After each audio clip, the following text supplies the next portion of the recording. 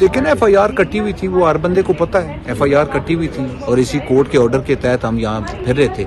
जब ये situation bleak हुई तो he had to leave the country. वो बारी सारी बातें देखिए, मैं इसलिए बात क्या कर रहा हूँ कि जुडिशल कमीशन होगा तो वो सारी चीजें सामने आएंगी, हर बंदे का रोल सामने आएगा, हम किसी लॉजिकल कंक्लूजन पे आएंगे। एक जिंदगी, बहुत इंपॉर्टेंट जिंदगी खत्म हो गई है और हमारा बहुत बड़ा लॉस है, तो उसको इन्वेस्टिगेट तो करना चाहिए। तो दैट्स व्हाई हम स्पेकुलेशन के बजाय, मैं एक बात करूं कोई दूसरा बात करे तो दैट इज नॉट गुड।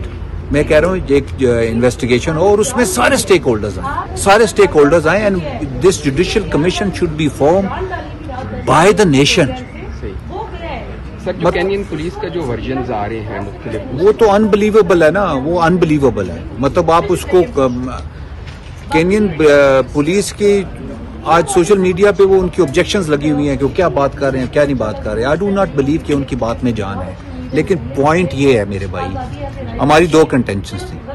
एक ये थी जो कि उसकी वालदा की रिक्वेस्ट थी कि मेरे बेटे को जल्द से जल्द यहाँ लेके आए ताकि मैं उसकी तदवीन कर सकूँ, वो उनको लेके आ रहे हैं। दूसरी हमारी कंटेंशन ये थी कि जनाब जुडिशल कमीशन बनाए। अदालत ने एक बड़ी लीगल जवाब पैदा किया कि जी मेरा आज आखिरी, मेरा he was not supposed to be in the court today, but because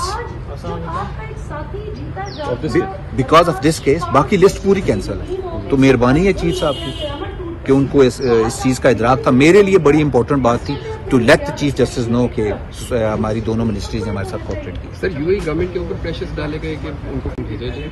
बात तो ये हुई है, देखिए ना, अगर आपके पास चॉइस हो कि आप यूएई में रहेंगे या केनिया में रहेंगे, तो आप यूएई में रहेंगे, केनिया में तो नहीं जाएंगे।